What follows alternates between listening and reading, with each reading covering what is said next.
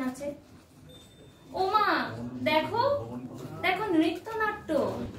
যেই বলেছি আমি, মা বকে দেয়, বড্ড তোমার বেড়েছে কাজটা।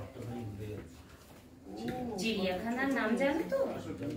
আমার সেজো মেশো আদর করে দেখিয়েছিলেন পশুরাজের কিশোর।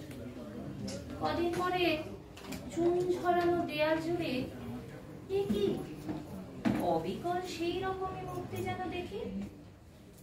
ক্লাসের মধ্যে যেই বলেছি সুরঞ্জনার কাছে, জানিস আমার ঘরে সিংহ বাঁধা আছে, শুনতে পেয়ে দিদিমণি অমনি বলেন, শোনো এসব কথা আর যেন না শুনি কখন।